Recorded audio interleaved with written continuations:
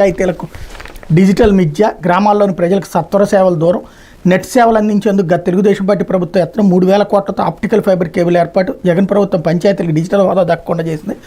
ప్రజలకు ఆస్తి విలువ, జనన మరణ ధృవీకరణాలతో పాటు ఇతర అవసరాలకు ఆన్లైన్ ద్వారా సత్వర సేవలు అందించాలని డిజిటల్ పంచాయతీల ఏర్పాటు ప్రధాన ఉద్దేశం. పర్యవేక్షణ లోపం, అప్పటి అధికారుల అక్రమాలతో ప్రజలకు సత్వర సేవలు అందుకుండా పోయాయి. పంచాయతీలకు ఇంటర్నెట్ సేవలు అందించే లక్ష్యంతో గత తెలుగుదేశం పార్టీ ప్రభుత్వం 14-19 మధ్య 3,000 కోట్లతో ఆప్టికల్ ఫైబర్ కేబుల్ ఏర్పాటు పనులను చేపట్టి చాలా వరకు పూర్తి చేసింది.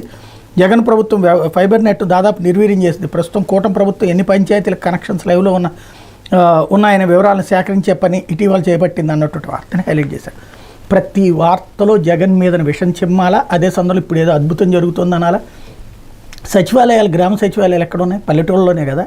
అక్కడ మరి సర్టిఫికెట్లన్నీ ఇంటర్నెట్ లేకుండా ఎట్లా ఇచ్చారు? ఫైబర్ నెట్ అనేటటువంటిది అన్ని చోట్ల ఫెయిల్యూర్ ప్రాజెక్టే. ఎందుకయ్యా అంటే దాంట్లో ముందు చెప్పింది ఒక రేటు, ఆ తర్వాత చెప్పింది ఒక రేటు. ఇంకొకటి, దానికి ఇవాల్టి వరకు ఒక సిస్టమ్ లేకుండా పోయింది. ఇంకోటి, డిజిటల్ లైబ్రరీలు గ్రామాల్లో పెడతానంది జగన్మోహన్ రెడ్డి, దానికి కేబుల్ వేసింది కూడా జగన్మోహన్ రెడ్డి టైంలోనే. దాంట్లో మరి కనెక్షన్స్ ఇచ్చారో లేదో తెలియదు. ఇప్పుడు దాన్ని ఒకవేళ అది పూర్తయి ఉంటే అది వీళ్ళ ఖాతాలో వేసుకోవాలి, లేదంటే కనుక అక్కడ ఏం జరగలేదు అన్నటువంటి అదొక విచిత్రమైనటువంటి ప్రతి వార్తలో కూడా ఒక అబద్ధ ప్రచారాల్ని, లేదంటే కనుక గోరంతలు కొండంతలు చేసి, బాబుగారి అయితే గోరంతలు కొండంతలు చేయడం, జగన్ అయితే కనుక నీచుడుగా చూపించేటటువంటి ప్రయత్నం ప్రతి వార్తలో ఈనాడు జ్యోతి చేస్తున్నటువంటి ఒక విచిత్రమైనటువంటి ఎత్తుగడ కాదు, ఉద్దేశపూర్వకమైనటువంటి ఎత్తుగడ. అయితే